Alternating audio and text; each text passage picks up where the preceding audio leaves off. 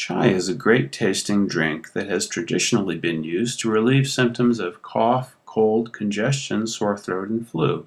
You can make it at home using simple ingredients like a mortar and pestle, cinnamon, milk, star anise, a stainless steel pot, chai leaves which you can get from any Indian store, whole green cardamom pods, fresh ginger, whole black pepper, whole cloves, and fennel seeds. Start by bringing your water to a boil.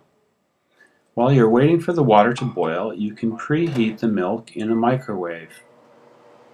Heat 12 ounces of milk, and while you're waiting for that, you can shred a piece of ginger about the size of your thumb into your water, which you're still waiting to come to a boil. You can use a little bit more or a little bit less ginger to taste. Ginger is a little bit spicy and produces a warming sensation in the body. Add fennel seeds, about half a tablespoon, and a little less black pepper than is shown here unless you really like a warming sensation. Maybe 2 whole cloves and about half of a star of star anise. Stick cinnamon. Add a 2-inch piece of cinnamon stick. And now crush everything. You don't need to crush it into a powder. If you're using an electric coffee mill instead of the mortar and pestle, try not to run it too long. You do not want to grind it into a powder. Just like this is about right.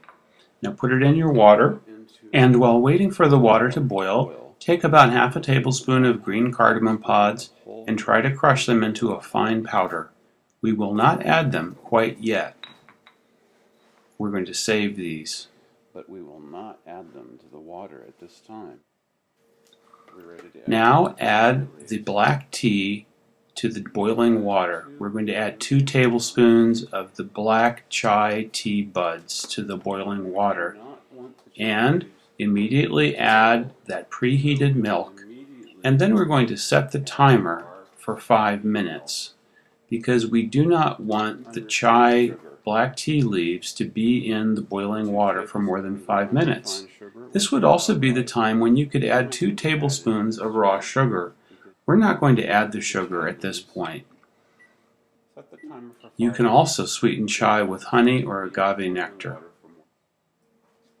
So we've set the timer for 5 minutes. We're waiting for the milk to come to a boil again. We might have to stir it occasionally because with the milk in the chai mixture, it does have a tendency to stick on the bottom. Once it's come to a boil, turn off the flame and give it another stir. And now we can add that cardamom that we just crushed into a fine powder. The flavor of cardamom is very delicate and is destroyed by boiling. So we want to add that after the chai mixture has stopped boiling. And this is when we'll add the ground up cardamom. Now we just need to let the chai sit and wait until that 5 minutes is up. And then all of the flavor has come out of the black tea and all of the spices, and the chai is ready to be strained out.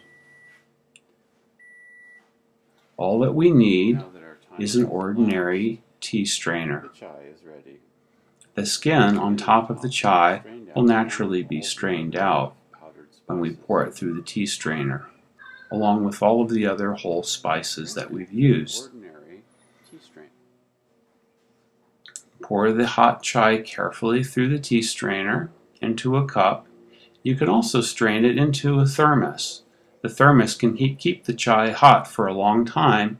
Reheating chai makes it tend to lose its flavor very dramatically. And that's really all there is to it.